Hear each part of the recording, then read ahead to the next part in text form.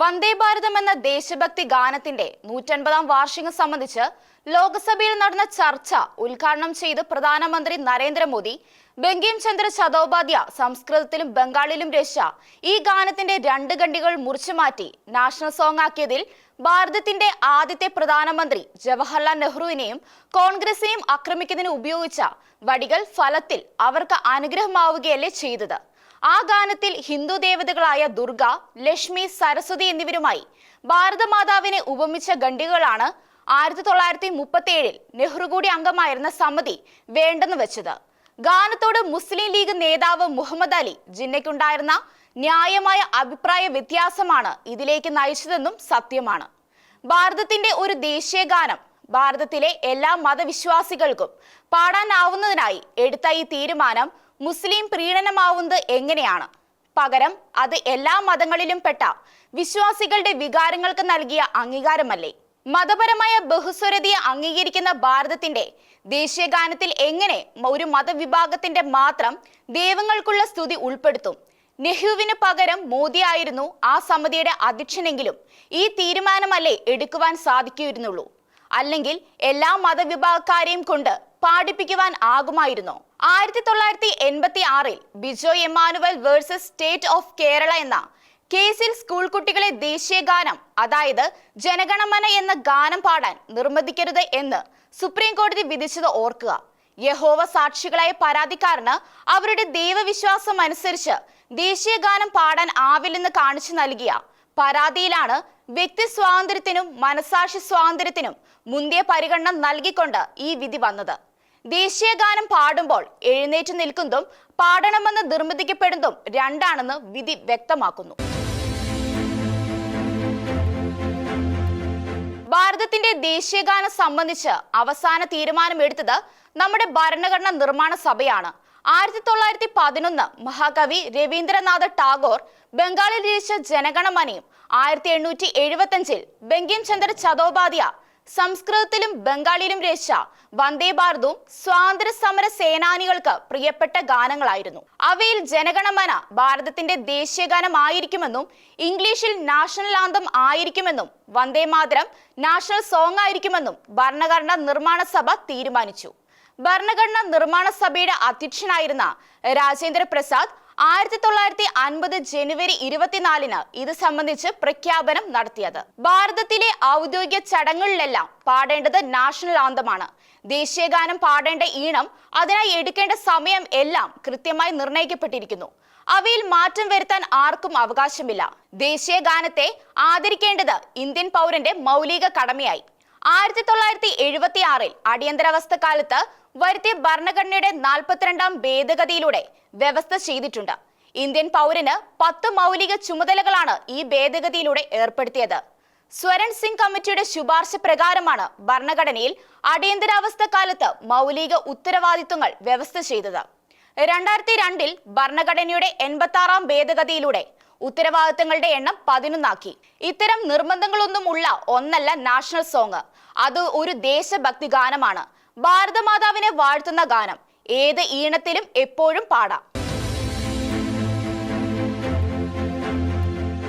1875 November 7-ന് ബംഗദർശൻ എന്ന ബംഗാളി മാസികയിൽ പ്രസിദ്ധീകരിക്കപ്പെട്ട ബങ്കിം ചന്ദ്ര ചതോപാധ്യായയുടെ കവിത വന്ദേ മാതരം സ്വാതന്ത്ര്യ സമര കാലത്ത് പോരാളികളുടെ ഉണർത്തുപാട്ടായിരുന്നു. അമ്മേ നിന്നെ വണങ്ങുന്നുവെന്ന് ഭാരതമാതാവിനോട് പ്രഖ്യാപിക്കുന്ന 4 ഖണ്ഡികളുള്ള ഈ ദേശഭക്തി ഗാനത്തിന്റെ ആദ്യത്തെ 2 ഖണ്ഡികളാണ് നാഷണൽ സോങ് ആയി ഭരണഘടനാ നിർമ്മാണ സഭ അംഗീകരിച്ചത്.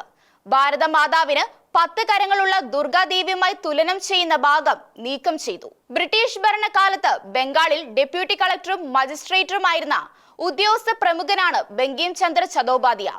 1771-ൽ ഇംഗ്ലീഷ് ഈസ്റ്റ് ഇന്ത്യ കമ്പനിയുടെ നികുതി പിരിവിനെതിരെ നടന്ന ബംഗാളിലെ സന്യാസി വിപ്ലവത്തെ പശ്ചാത്തലമാക്കി 1882-ൽ അദ്ദേഹം രചിച്ച നോവൽ ആനന്ദമഠത്തിൽ വന്ദേ മാതരം ഉൾപ്പെടുത്തിയിട്ടുണ്ട്. അതിൽ ഗ്രന്ഥകാരൻ പറയുന്നത് മുസ്ലിം ഭരണം അവസാനിച്ചു, ബ്രിട്ടീഷ് ഭരണം ആരംഭിച്ചു. പോരാട്ടം തുടരുന്നത് ശരിയല്ല. മുസ്ലിം നവാബുമാരായിരുന്നു യഥാർത്ഥ പീഡകർ എന്നാണ് ബങ്കിം ചന്ദ്ര ചതോപാധ്യായ പറയുന്നത്. അതായത് വന്ദേ മാതരം ശരിക്കും ബ്രിട്ടീഷുകാർക്കെതിരായ ഗാനമായിരുന്നു എന്ന് ഉറപ്പിച്ചു പറയാനാവില്ല. എങ്കിലും ഫലത്തിൽ അത് ദേശീയത വളർത്തിയ ഗാനമാണ്. 1886 കൽക്കത്തയിൽ നടന്ന AICC സമ്മേളനത്തിൽ മഹാകവി ടാഗോർ തന്നെയാണ് ഈ ഗാനം പാടിയത്. അദ്ദേഹം തന്നെയാണ് ഈണം പകർന്നതും. പ്രതിനിധികൾക്ക് വല്ലാതെ പിടിച്ചു. 1891 കൽക്കത്തയിൽ നടന്ന AICC സമ്മേളനത്തിൽ ദഗനാചരൺ ഈ ഗാനം പാടി.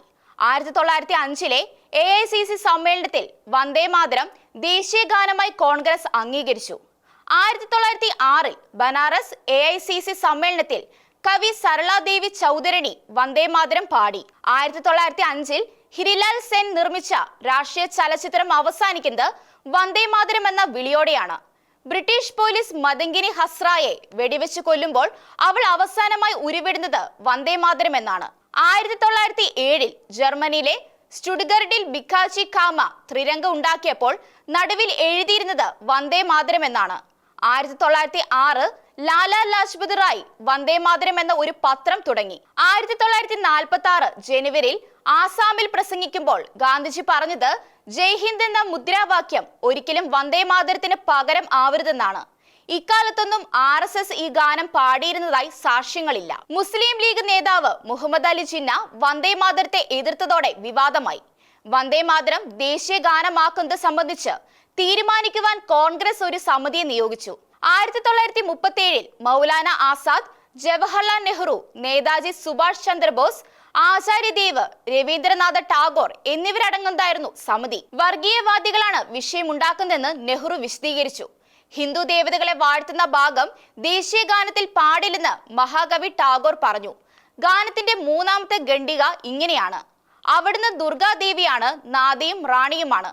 അവിടുന്ന് താമരയിൽ വസിക്കുന്ന കമലയാണ് ലക്ഷ്മി. ജ്ഞാനം പകരുന്ന വാണി സരസ്വതി ദേവിയാണ്.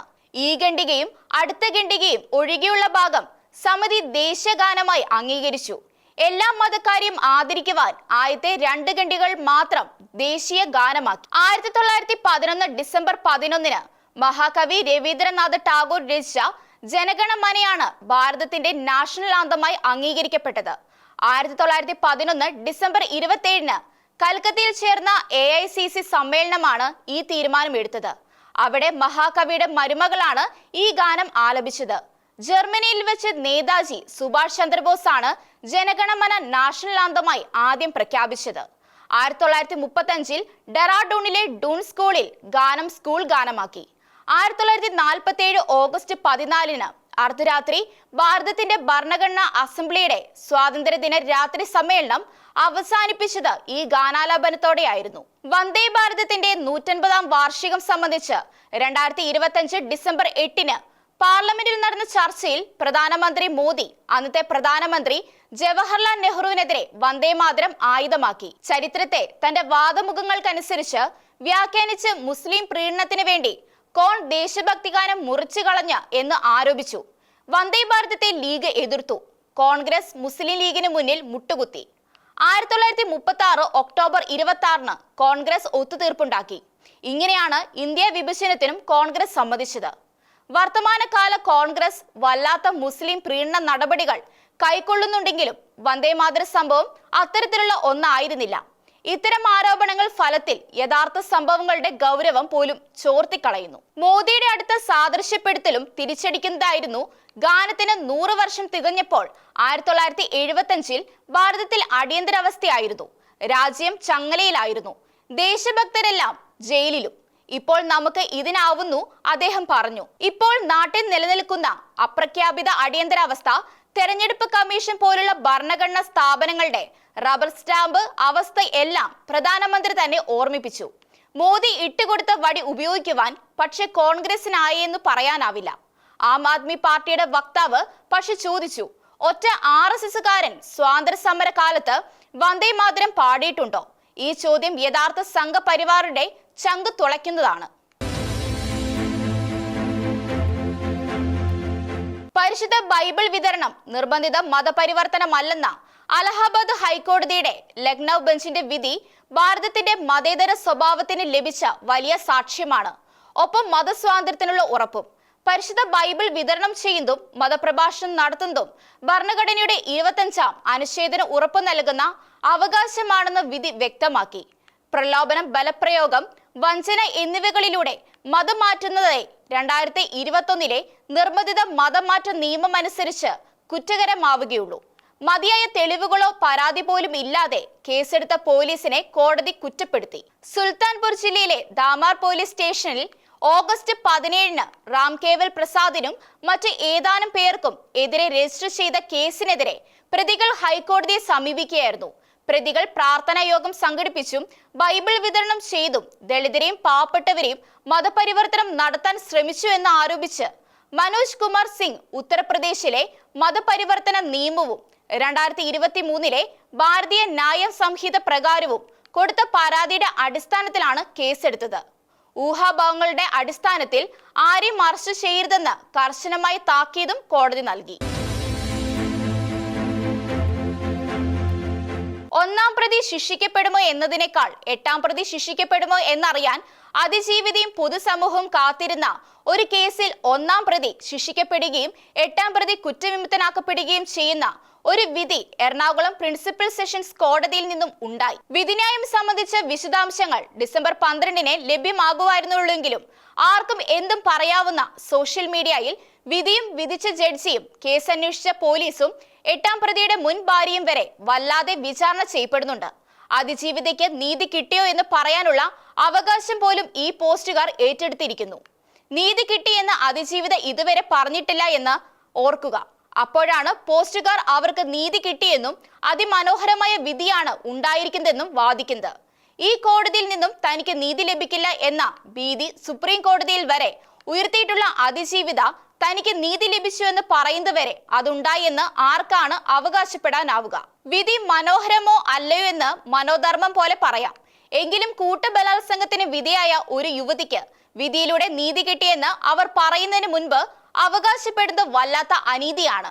ഓരോ പോസ്റ്റിന് പിന്നിലും ആരൊക്കെയോ ഉണ്ടെന്ന് തോന്നത്തക്ക വിധമാണ് പലതും വരുന്നത്. പഠിച്ചെഴുതുന്നവ എന്ന മൂടപടം ഉള്ളവയാണ് പലതും. ജഡ്ജിയെ അനുകൂലിച്ചെന്ന വിധം വരുന്ന പല പോസ്റ്റും ഉണ്ടാക്കുന്നത് പ്രതികൂല വികാരമാണ്. സമൂഹത്തിൽ മറ്റു നിലകളിൽ ആദരം നേടിയവർ പോലും, ചില പ്രത്യേക യൂണിഫോം ധരിക്കുന്നവർ പോലും അവർ ധരിക്കുന്ന യൂണിഫോമിന് അനാദരവ് ഉണ്ടാക്കുന്ന ഇത്തരം അവകാശങ്ങളും വീഡിയോയും ഒക്കെ സോഷ്യൽ മീഡിയയിൽ പ്രചരിപ്പിക്കുന്നു. ഇങ്ങനെയൊക്കെ പറയാമോ എന്ന സുമനസ്സുകൾക്ക് സംശയം തോന്നത്തക്ക വിധമാണ് സോഷ്യൽ മീഡിയയിലെ കൊണ്ടാട്ടം. സെഷൻസ് കോടതിയുടെ വിധിക്കെതിരെ ഉന്നത കോടതിയിൽ അപ്പീൽ പോയി പുതിയ എന്തെങ്കിലും വിധി ഉണ്ടാക്കുന്നതുവരെ ഈ വിധിയാണ് ഈ കേസിലെ അന്തിമ വിധി. നിയമവാഴ്ച അംഗീകരിക്കുന്നവർക്ക് കരണീയമായ സമീപനം അത് മാത്രമാണ്. അതുകൊണ്ട് ഇത് അന്തിമ വിധിയാണെന്ന് നിയമ സംവിധാനത്തിന്റെ ശ്രേണികളെ കുറിച്ചറിയുന്ന ആരും കരുതിയില്ല. അപ്പീൽ പോയാൽ വിധി ആറ്റിക്കളയുമെന്ന് അരക്കിട്ട് ഉറപ്പിക്കുമെന്നും പറയുന്നവരുണ്ട്. അവർക്കതിന് സ്വാതന്ത്ര്യവുമുണ്ട്. വിചാരണ കോടതി രേഖപ്പെടുത്തിയിരിക്കുന്ന തെളിവുകളാവും മേൽക്കോടതിയിൽ വിലയിരുത്തപ്പെടുക എന്നതുകൊണ്ട് വിചാരണ കോടതിയുടെ വിധിയും അതിന് അടിസ്ഥാനമാക്കുന്ന രേഖകളും അന്തിമ വിധിയിൽ പരമപ്രധാനങ്ങളാണ് എന്ന സത്യമുണ്ട്.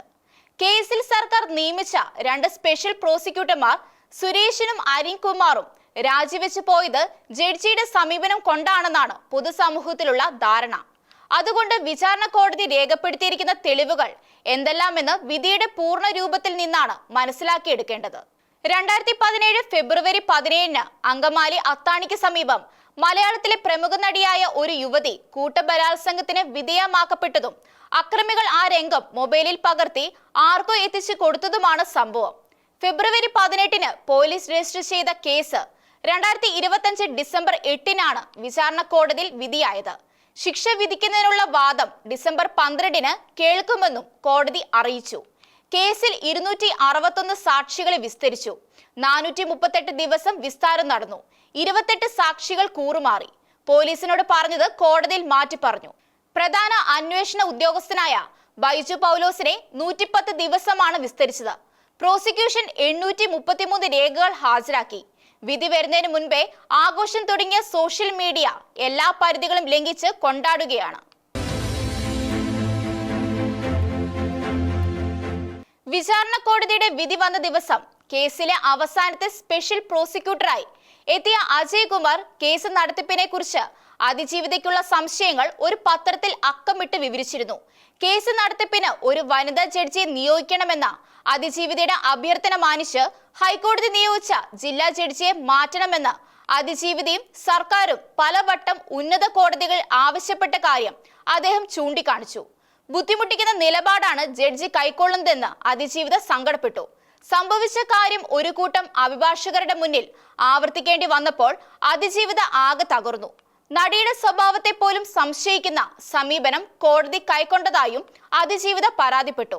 അതിജീവിതയെ പരുക്കനായി വിസ്തരിക്കുന്നത് തടഞ്ഞില്ല. ഇതൊന്നും അവർ പ്രതീക്ഷിച്ചതല്ല. വിസ്താരം പല ദിവസം രാത്രി 7 വരെ ദീർഘിച്ചു. 30-ലധികം അഭിഭാഷകരെ അനുവദിച്ചു. വാദിപ്രതിഭാഗത്തെ ബാലൻസ് ചെയ്യാൻ കോടതി അനുവദിച്ചില്ല. അജയ്കുമാർ പറഞ്ഞു. ഒരു ഘട്ടത്തിൽ വനിതാ ജഡ്ജി വേണമെന്നില്ലെന്നും തുറന്ന കോടതിയിൽ കേസ് നടത്താമെന്നും അതിജീവിത സമ്മതിച്ചു. ഒന്നും ജഡ്ജി സമ്മതിച്ചില്ല. ജില്ലാ ജഡ്ജിക്ക് ഹൈക്കോടതി ജഡ്ജിമാരെ പോലെ ഒരു കേസ് പരിഗണിക്കുന്നതിൽ നിന്നും സ്വയം പിന്മാറാനാവില്ല എന്നത് സത്യമാണ്. ഇവിടെ ജഡ്ജിയിൽ അവിശ്വാസം പ്രകടിപ്പിച്ച ഇര സുപ്രീം കോടതിയെ വരെ സമീപിച്ചിട്ടും ജഡ്ജിയെ മാറ്റിയതുമില്ല. എന്നാൽ പ്രതിക്ക് വിശ്വാസം ഇല്ലാത്തത് കൊണ്ട് തന്നെ ചുമതലയിൽ നിന്നും മാറ്റണമെന്ന് ഹൈക്കോടതിയോട് ജഡ്ജിക്ക് അപേക്ഷിക്കാവുന്നതാണ്. അത്തരമൊരു സമീപനം കോടതിയിൽ നിന്നും ഉണ്ടായതായി അറിയില്ല. അതുപോലെ അഭിഭാഷകരുടെ എണ്ണം നിയന്ത്രിക്കാനും കോടതിക്കാവും. ഡിസംബർ 8-ന് വരുന്ന വിധി ഇങ്ങനെയായിരിക്കുമെന്ന് പ്രവചിച്ചുകൊണ്ട് ഡിസംബർ 2-ന് ഇന്ത്യൻ പൗരൻ എന്ന പേരിൽ ഒരാൾ കേരള ഹൈക്കോർട്ട്സ് അഡ്വക്കേറ്റ്സ് അസോസിയേഷന് അയച്ച കത്ത് വാർത്തയായി. കത്തനുസരിച്ച് ഡിസംബർ 8-ന് വരുന്ന വിധിയിൽ കേസിലെ 12 പ്രതികളിൽ 1 മുതൽ 6 വരെയുള്ളവർ ശിക്ഷിക്കപ്പെടുമെന്നും 7 മുതലുള്ള പ്രതികൾ, അതായത് ചാർലി തോമസ്, ദിലീപ് എന്ന് വിളിക്കപ്പെടുന്ന ഗോപാലകൃഷ്ണൻ, മേസ്തിരി സനിൽ എന്നറിയപ്പെടുന്ന സനിൽകുമാർ എന്നിവർ കുറ്റവിമുക്തരാക്കപ്പെടുമെന്നും ഉണ്ടായിരുന്നു. ഇന്ത്യൻ പൗരന്റെ കത്തനുസരിച്ച് ജഡ്ജി ഹണി എം വർഗീസ് അവരുടെ അടുത്ത സഹപ്രവർത്തക ഷേർലിയുമായി ചേർന്നാണ് വിധിന്യായം തയ്യാറാക്കിയതെന്നും 8-ാം പ്രതിയുടെ അടുത്ത സുഹൃത്തായ ഹോട്ടൽ ബിസിനസ്സുകാരൻ ശരത്തിന് വിധി ചോർത്തിക്കൊടുത്തു എന്നുമാണ് ഉള്ളത്. കേരള ഹൈക്കോടതിയിലെ 2 സീനിയർ ജഡ്ജിമാരുടെയും എറണാകുളം ജില്ലയുടെ ചുമതലയുള്ള ജഡ്ജിയുടെയും ഒത്താശ ഇക്കാര്യങ്ങളിലെല്ലാം ഹണി എം വർഗീസിന് ലഭിക്കുന്നതായും കത്തിൽ പറയുന്നു.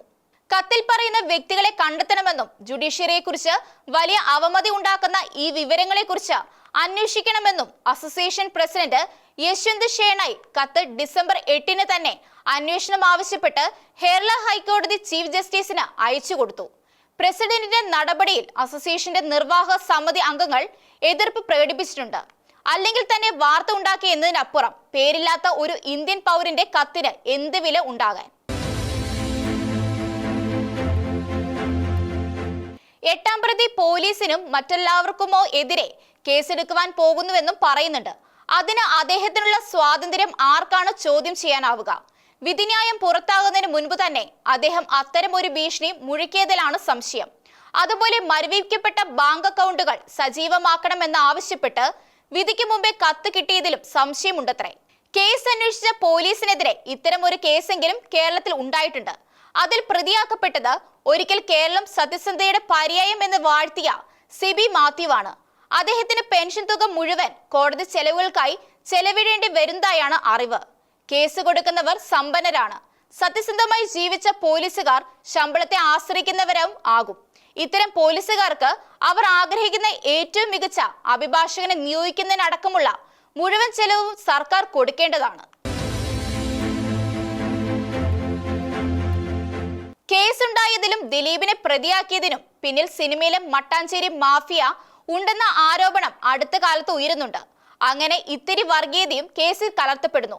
ആഷിക് അബുവും റീമ കലിംഗലും കൂട്ടുകാരും ചേർന്ന നിർമ്മാതാക്കളെയാണ് മട്ടാഞ്ചേരി മാഫിയ എന്ന് സംഘപരിവാർ വിളിക്കുന്നതെന്നും അതിനെതിരെ നിയമ നടപടികൾ സ്വീകരിക്കുമെന്നും ആഷിക് അബു പത്രക്കാരെ അറിയിച്ചതോടെയാണ് മട്ടാഞ്ചേരി മാഫിയ എന്നാൽ ആരാണെന്ന് സാധാരണക്കാർക്ക് മനസ്സിലാക്കുന്നത്. അതിജീവിതയ്ക്ക് നല്ല പിന്തുണ കൊടുത്തവരിൽ റിമയും ഉണ്ടായിരുന്നുവെന്നത് സത്യമാണ്. RSSകാരായ 2 മുൻ പോലീസ് ഉദ്യോഗസ്ഥർ TP സെൻകുമാറും ശ്രീലേഖയും 8-ാം പ്രതിക്ക് വേണ്ടി രംഗത്ത് വന്നത് അതുകൊണ്ടാണെന്നാണ് വ്യാഖ്യാനം. സെൻകുമാറും സന്ധ്യയും തമ്മിൽ പണ്ടേയുള്ള വഴക്കാണ് സെൻകുമാറിന്റെ പ്രതികരണത്തിൽ പ്രതിഫലിച്ചതെന്നാണ് പറയുന്നവരുമുണ്ട്. ദിലീപിനെ അറസ്റ്റ് ചെയ്യരുതെന്ന് ഉത്തരവിട്ട സെൻകുമാർ കേസ് അന്വേഷണത്തിൽ ഇടപെടാൻ നോക്കിയെന്നും സന്ധ്യ സമ്മതിച്ചില്ലെന്നുമാണ് ഭാഷ്യങ്ങൾ. ഒരു കത്തോലിക്ക പുരോഹിതനെ കള്ളക്കേസിൽ കുടുക്കി ശ്വാസം മുട്ടിച്ച ശ്രീലേഖ ദിലീപിന് ജയിലിൽ VIP സൗകര്യങ്ങൾ ചെയ്തു കൊടുത്തു പോലും. ജഡ്ജിക്കും 8-ാം പ്രതിക്കും അനുകൂലവും പ്രതികൂലവുമായ എന്തെല്ലാം കാര്യങ്ങളാണ് ദിവസവും സോഷ്യൽ മീഡിയയിൽ വരുന്നത്. കോടതി നടപടിക്രമങ്ങളിൽ കൃത്യത പാലിക്കുന്ന സഹധർമ്മഹരോട് ആർദ്രതയുള്ള നിയമം പാലിക്കുന്നതിന് കർക്കശമുള്ള ജഡ്ജിയാണ് അവരെന്ന് എവിടെയോ വായിച്ചു. അതിജീവിതയോട് ജഡ്ജി പുലർത്തിയ സമീപനത്തെ കുറിച്ച് സോഷ്യൽ പ്രോസിക്യൂട്ടർ പറഞ്ഞത് വായിച്ചവർ പകച്ചുപോയിരിക്കണം. ഒരു ഇടതുപക്ഷ കുടുംബത്തിൽ നിന്ന് വന്ന പഠനകാലത്ത് ഇടതുപക്ഷ സംഘടന പ്രവർത്തകയായ അവരെ ഇപ്പോൾ ചില ക്രിസംഗി എന്ന് വരെ വിളിക്കുന്നുണ്ട് പോലും. 2012 ജുഡീഷ്യൽ സർവീസിൽ വന്ന അവർ 2021 പ്രിൻസിപ്പൽ സെഷൻസ് ജഡ്ജിയായി. അതിജീവിതയുടെ അഭ്യർത്ഥന പ്രകാരം 2017 ഈ കേസ് വിചാരണ നടത്തുവാൻ വന്ന അവരിൽ 2022 അതിജീവിതയ്ക്ക് വിശ്വാസമില്ലാതായി. പക്ഷേ ഹൈക്കോടതിയും സുപ്രീം കോടതി പോലും അവരുടെ വാദം കേട്ടില്ല. എക്സൈസ് ഉദ്യോഗസ്ഥനായ അവരുടെ ഭർത്താവും CPM ജില്ലാ സെക്രട്ടറിയായ അവരുടെ പിതാവും എല്ലാ സോഷ്യൽ മീഡിയയിൽ കഥാപാത്രങ്ങളാണ്. 2020 പ്രവർത്തകനായ ദീപുവിന്റെ മരണവുമായി ബന്ധപ്പെട്ട കേസ് ഈ ജഡ്ജിയുടെ പക്കലിൽ നിന്നും മാറ്റണമെന്ന് ആവശ്യപ്പെട്ട് ഹൈക്കോടതിയെ സമീപിച്ച ദീപുവിന്റെ അച്ഛൻ ജഡ്ജി നേരത്തെ സോഷ്യൽ മീഡിയയിൽ പങ്കുവച്ച CPM അനുകൂല പോസ്റ്റുകൾ ഹാജരാക്കിയാണ് ഈ ആവശ്യം ഉന്നയിച്ചത്. ഹൈക്കോടതി കേസ് മാറ്റിക്കൊടുത്തു. ഇത് സംബന്ധിച്ച ഹൈക്കോടതി ഉത്തരവിലെ നിരീക്ഷണം സുപ്രീം കോടതിയിലെത്തി നീക്കം ചെയ്യിപ്പിച്ചവളാണ് ഈ ജഡ്ജി. അവർ സമർത്ഥിയാണ്. അതുകൊണ്ട് അവരുടെ വിധിയും പഴുതുകൾ ഇല്ലാത്തതാവും. എന്നാൽ അതുകൊണ്ട് അതിജീവിതയ്ക്ക് തനിക്ക് നീതി ലഭിച്ചു എന്ന് ബോധ്യപ്പെടണമെന്നില്ല. പൊതുസമൂഹം അതിജീവിതയ്ക്ക് നീതി ലഭിച്ചില്ല എന്ന നിലപാടിൽ നിൽക്കുമ്പോൾ അതിനെതിരെ ധീരമായ നിലപാടെടുത്ത കോൺഗ്രസ് നേതാവാണ് അടൂർ പ്രകാശ്. വിധിക്കെതിരെ അപ്പീൽ പോകണമെന്ന് KPCC അധ്യക്ഷനടക്കമുള്ളവർ നിലപാട് എടുത്തപ്പോൾ പാഴ്വേല എന്നാണ് അപ്പീലിനെ കുറിച്ച് ജനാധിപത്യ മുന്നണി കൺവീനറായ അടൂർ പ്രകാശ് പറഞ്ഞത്. പണ്ട് നെയ്യാറ്റിൻകര ഉപതെരഞ്ഞെടുപ്പ് നടന്ന ദിവസം TP ചന്ദ്രശേഖരന്റെ വീട്ടിൽ പോയ VS അച്യുതാനന്ദന്റെ പ്രവൃത്തിക്ക് സമാനമായി പഞ്ചായത്ത് തെരഞ്ഞെടുപ്പ് ദിവസം അടൂർ പ്രകാശ് നടത്തിയ പ്രതികരണം. വൈകുന്നേരം ആയപ്പോഴേക്കും പാർട്ടി ഇടപെട്ട് അടൂരിനെ തിരുത്തേണ്ടി വന്നെങ്കിലും ഇടതുപക്ഷത്തിന് വേണ്ട വടി കിട്ടി. 2016 അദ്ദേഹത്തിന്റെ മകന്റെ ഭാര്യയുടെ അച്ഛൻ ഉയർത്തിക്കൊണ്ടുവന്ന ബാർക്കോഴ വിവാദമാണ് ജനാധിപത്യ മുന്നണിയുടെ ശവക്കുഴി തോണ്ടിയ ഒരു കാരണം. ഇപ്പോൾ പഞ്ചായത്ത് തെരഞ്ഞെടുപ്പിൽ അടൂർ പ്രകാശ് സാധിക്കുന്ന ഉപദ്രവം വളരെ ഭംഗിയായി ചെയ്തു. വ്യക്തിപരമായ നേട്ടങ്ങൾക്ക് വേണ്ടി പാർട്ടിയെ കുരുതി കൊടുക്കുന്നവർ കോൺഗ്രസിൽ ഏറെയായി. നിയമമന്ത്രി രാജീവ് വിധിക്കെതിരെ സർക്കാർ അപ്പീൽ പോകുമെന്ന് പ്രസ്താവിച്ച അതിജീവിതയ്ക്കൊപ്പം എന്ന് അടിവരയിട്ടപ്പോഴാണ് അടൂർ പ്രകാശ് ദിലീപിനൊപ്പം നിന്ന് കോൺഗ്രസിനെ വെള്ളം കുടിപ്പിച്ചത്. ഇത്തരം കാര്യങ്ങളിൽ വളരെ രൂക്ഷമായി പ്രതികരിക്കാറുള്ള K മുരളീധരന്റെ വാക്കുകൾക്ക് അടൂരിന്റെ കാര്യത്തിൽ ഉണ്ടായ മാർദ്ദവം ശ്രദ്ധേയമായി. കോൺഗ്രസിലെ സ്ത്രീലമ്പടന്മാരെ കുറിച്ച് CPM ആക്ഷേപം ഉന്നയിക്കുമ്പോൾ CPMലെ സ്ത്രീലമ്പടന്മാർ കൂടി ജനങ്ങളുടെ മനസ്സിലെത്തുമെന്ന് CPM നേതാക്കൾ മറക്കരുത്. രാഷ്ട്രീയത്തിലെ സ്ത്രീലമ്പടന്മാർ അവരുടെ സമൂഹത്തിന് നിശ്ചയമായും ഭീതിപ്പെടുത്തുന്ന യാഥാർത്ഥ്യമാണ്. അവരുടെ പാർട്ടിക്ക് വല്ലാത്ത ബാധ്യതയുമാണ്. CPMനെ എല്ലാം ഒളിക്കാനറിയാം എന്നതുകൊണ്ട് പല കഥകളും സമൂഹം അറിയില്ല എന്നതാണ് സത്യം. പരാതി ഉന്നയിക്കുന്നവർക്കാണ് അവിടെ ശിക്ഷ എന്നതിന് MLAമാർ വരെ അവിടെ സാക്ഷിയല്ലേ. നിയമസഭയിലേക്കും ലോക്സഭയിലേക്കും നടക്കുന്ന തെരഞ്ഞെടുപ്പുകളുടെ സൂചനയാവുമോ ഈ തെരഞ്ഞെടുപ്പ്? കുറച്ചുകൂടി കൃത്യമാക്കിയാൽ 2026 ഏപ്രിലിലോ മെയിലോ നടക്കുന്ന നിയമസഭാ തെരഞ്ഞെടുപ്പ് ഫലത്തിന്റെ സൂചന ആവുമോ 2025 ഡിസംബറിലെ തദ്ദേശ തെരഞ്ഞെടുപ്പ് ഫലം? ചരിത്രം പഠിപ്പിക്കുന്നത് ഇങ്ങനെയാണ്. 2010 8 ജില്ലാ പഞ്ചായത്തും 31 നഗരസഭകളും ജനാധിപത്യ മുന്നണി നേടി. ഇടതുമുന്നണിക്ക് ലഭിച്ചത് 5 ജില്ലാ പഞ്ചായത്തും 18 നഗരസഭകളും ആയിരുന്നു. ഏതാണ്ട് ഒപ്പത്തിനൊപ്പം കൂടെ ഭരണവിരുദ്ധ വികാരവും. എന്നിട്ടും 2011 നിയമസഭാ തെരഞ്ഞെടുപ്പിൽ ജനാധിപത്യ മുന്നണി കഷ്ടിച്ചാണ് കടന്നുകൂടിയത്. നിയമസഭയിൽ ഒരു സീറ്റായിരുന്നു ഭൂരിപക്ഷം. മുന്നണിയിൽ നല്ല ആഭ്യന്തര കലാപമായിരുന്നു എന്തും മറക്കുന്നില്ല. 2014 കേരളത്തിലെ 20 ലോക്സഭാ സീറ്റുകളിൽ 12ഉം ജനാധിപത്യ മുന്നണിക്കായിരുന്നു. ഇടതുമുന്നണിക്ക് 8 സീറ്റ് ലഭിച്ചു. ലോക്സഭാ തെരഞ്ഞെടുപ്പിൽ ജനം നൽകിയ മുന്നറിയിപ്പ് ജനാധിപത്യ മുന്നണി അവഗണിച്ചു. പ്രത്യേകിച്ചും കോൺഗ്രസ്. അവർ പരസ്പരം വെട്ടി. 2015 ചിത്രം മാറി. ജില്ലാ പഞ്ചായത്തുകൾ സമാസമമായി 7 വെച്ച് 152 ബ്ലോക്ക് പഞ്ചായത്തിൽ 90ഉം ഇടതുമുന്നണി പിടിച്ചു. 6 കോർപ്പറേഷനുകളിൽ 4ഉം ഇടതുമുന്നണിക്കായിരുന്നു. 941 ഗ്രാമപഞ്ചായത്തുകളിൽ 549ഉം ഇടതുമുന്നണി പിടിച്ചു. ജനാധിപത്യ മുന്നണിക്ക് ലഭിച്ചത് 365 ആണ്. BJP 14 പഞ്ചായത്തിൽ ജയിച്ചു. 81 മുനിസിപ്പാലിറ്റികളിൽ 44 എണ്ണം ഇടതുമുന്നണി പിടിച്ചു. 43-ൽ ജനാധിപത്യ മുന്നണി ജയിച്ചു. അതായത് 2015 തദ്ദേശ തെരഞ്ഞെടുപ്പ് ഇടതുമുന്നണിയുടേതായിരുന്നു. ഒപ്പം സോളാറും ബാർക്കോഴയും പോലെ ജനാധിപത്യ മുന്നണിയുടെ ആൾക്കാർ തന്നെ ഇട്ടുകൊടുത്ത വടികളും. ഈ സാഹചര്യം നിയമസഭാ തെരഞ്ഞെടുപ്പിൽ പ്രതിഫലിച്ചു. 2016 നടന്ന നിയമസഭാ തെരഞ്ഞെടുപ്പിൽ 140 അംഗ നിയമസഭയിൽ 97 അംഗങ്ങളായി ഇടതുമുന്നണി വിജയിച്ചു. 2019 ലോക്സഭാ തെരഞ്ഞെടുപ്പ് വന്നു. നിയമസഭാ തെരഞ്ഞെടുപ്പിൽ തോറ്റമ്പി ജനാധിപത്യ മുന്നണിക്ക് കേരളത്തിലെ 20-ൽ 19 സീറ്റ് ലഭിച്ചു. ഇടതുമുന്നണിക്ക് ലഭിച്ചത് 1 സീറ്റാണ്. ജനാധിപത്യ മുന്നണിക്ക് ലഭിച്ചത് 47.47% വോട്ടാണ്. ഇടതുമുന്നണിക്ക് 35.29% വോട്ടും. അപകട സൂചന മനസ്സിലാക്കിയ പിണറായി ഉണർന്നു. തദ്ദേശ തെരഞ്ഞെടുപ്പിന് മുൻപ് ജനാധിപത്യ മുന്നണിയെ കൂടുതൽ ദുർബലമാക്കി. കോൺഗ്രസുകാർ അംഗീകരിക്കുവാൻ മടിച്ച കേരള കോൺഗ്രസിലെ ജോസ് കെ മാണി വിഭാഗത്തെ ഇടതുമുന്നണിയിലാക്കി. മാണിയുടെ ശക്തി കേന്ദ്രങ്ങളായി കോട്ടയം, പത്തനംതിട്ട, ഇടുക്കി ജില്ലകളിൽ തദ്ദേശ തെരഞ്ഞെടുപ്പിൽ അവർ ശക്തി പ്രകടിപ്പിക്കുകയും ചെയ്തു. ബംഗാളിലെ അന്തരിച്ച CPM നേതാവ് ബിജോയൻ മുഖോപാധ്യായയുടെ 24 പർഗാനാസിലെ അശോക് നഗറിനടുത്ത് കല്യാൺ ഗഡിലുള്ള കുടുംബ വീട് പുതുക്കി പണിയാൻ കുഴിച്ചപ്പോൾ തലയോട്ടികളും അസ്ഥികൂടങ്ങളും. 2013 മുതൽ അടഞ്ഞുകിടക്കുന്ന വീട് ഇപ്പോൾ മകളുടെ പേരിലാണ്. മറ്റൊരു മന്ത്രി സുശാന്ത ഘോഷിന്റെ വെസ്റ്റ് മിഡ്നാപൂർ ജില്ലയിലെ വീട്ടിൽ നിന്നും 2002 ജൂണിൽ കണ്ടെടുത്തത് 7 അസ്ഥികൂടങ്ങൾ. 2011 ഓഗസ്റ്റിൽ തൃണമൂൽ കോൺഗ്രസ് ഘോഷിനെയും ഭാര്യയും അറസ്റ്റ് ചെയ്തു. അസ്ഥികൂടങ്ങളിൽ ഒന്ന് തൃണമൂൽ പ്രവർത്തകയായ അജയ് ആചാര്യയുടേതായിരുന്നു. CPM നടത്തിയ കൊലപാതക രാഷ്ട്രീയത്തിന്റെ ഭീകരമുഖം. തൃണമൂൽ കോൺഗ്രസ് MLA നാരായണ ഗോസ്വാമി പറഞ്ഞത് ഈ പ്രദേശത്തെ ഒരു വാട്ടർ ടാങ്കിൽ നിന്നും 2002 അജ്ഞാത മൃതദേഹങ്ങൾ കണ്ടെടുത്തെന്നാണ്. പത്രക്കാരെ കാണാനും സംസാരിക്കുവാനും കൂട്ടാക്കാതിരുന്ന മുഖ്യമന്ത്രി പിണറായി വിജയൻ കൊച്ചിയിലും കോഴിക്കോടും കണ്ണൂരും പത്രസമ്മേളനങ്ങൾ നടത്തി വാർത്തയായി. ഒരിക്കൽ പത്രക്കാരോട് കടക്ക് പുറത്തെന്ന് പറഞ്ഞത് എന്തുകൊണ്ടെന്നും അദ്ദേഹം വിശദീകരിച്ചു. വിളിക്കാത്തടുത്ത് കയറിയിരുന്നാൽ ഉണ്ടാകുന്ന സ്വാഭാവിക പ്രതികരണമാണിത്, അദ്ദേഹം ഓർമ്മിപ്പിച്ചു. ഏതായാലും മുഖ്യമന്ത്രി പത്രക്കാരെ കാണാനുള്ള സ്വയം പ്രഖ്യാപിത വിലക്ക് നീക്കിയത് നല്ല മാനസാന്തരമാണ്. മൂന്നാം ഊഴത്തിന് സാധ്യത കൂട്ടുന്ന ഘടകമാണ്. കോൺഗ്രസ് വർക്കിംഗ് കമ്മിറ്റി അംഗമായ ശശി തരൂർ അദ്ദേഹത്തിനായി BJP ഇട്ട ഏറ്റവും അവസാനത്തെ കുടുക്കിൽ നിന്നും അവസാന നിമിഷം രക്ഷപ്പെട്ടു. ഹൈറേഞ്ച് റൂറൽ ഡെവലപ്മെന്റ് കൗൺസിൽ ഏർപ്പെടുത്തിയ വീർ സർവാക്കർ ഇന്റർനാഷണൽ അവാർഡായിരുന്നു ഏറ്റവും പുതിയ കുരുക്ക്. പ്രതിരോധ മന്ത്രി രാജ്നാഥ് സിംഗ് ഡിസംബർ 10 ഡൽഹിയിൽ ന്യൂഡൽഹി മുനിസിപ്പൽ ഹാളിൽ വെച്ച് വിതരണം ചെയ്യാനിരുന്നതാണ് അവാർഡ്. രാഹുൽ ഗാന്ധിയുടെ സർവാക്കർ വിരുദ്ധ പ്രസംഗം വലിയ വിവാദമായതാണ്. കോടതി കേസ് വരെ ഉണ്ടായി. അപ്പോഴാണ് ഒരു കോൺഗ്രസ് MP സർവാക്കറിന്റെ പേരിലുള്ള അവാർഡ് വാങ്ങുന്നത്. ഏതായാലും അവസാനം അവാർഡ് സ്വീകരിക്കില്ല എന്ന് അദ്ദേഹം അറിയിച്ചതോടെ BJPയുടെ ആ കെണിയിൽ നിന്നും തരൂർ രക്ഷപ്പെട്ടു. കോൺഗ്രസ് നിലപാടുകൾക്കെതിരെ BJP അനുകൂല നിലപാടുകൾ എടുക്കുന്നത് തരൂർ പതിവാക്കിയിരിക്കുകയാണ്. അതുകൊണ്ട് സർവാക്കർ അവാർഡ് ഏറ്റുവാങ്ങുമെന്നാണ് പലരും കരുതിയത്. ഇത്തരം സമീപനങ്ങൾ തരൂരിനെ പൊതുസമൂഹത്തിൽ കൂടുതൽ മോശമാക്കുകയാണ്.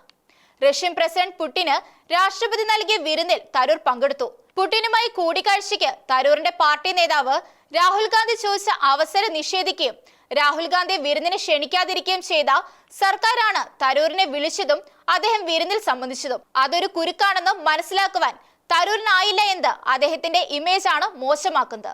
ഐക്യരാഷ്ട്രസഭയിലെ ഉദ്യോഗമെല്ലാം നഷ്ടപ്പെടുത്തി ഇന്ത്യയിലെത്തിയ ശശി തരൂരിനെ ഇന്ത്യൻ രാഷ്ട്രീയത്തിൽ എന്തെങ്കിലും ആക്കിയത് ഇന്ത്യൻ നാഷണൽ കോൺഗ്രസ് ആണ്. തരൂർ എല്ലാം മറന്നാലും ജനം അതെല്ലാം ഓർക്കും. വന്ന വഴി മറക്കുന്നവരെ സുമനസ്സുകൾ വെറുക്കും. ഷിലോങ്ങിന്റെ കാഴ്ചകൾ ഇനി അടുത്ത ആഴ്ച.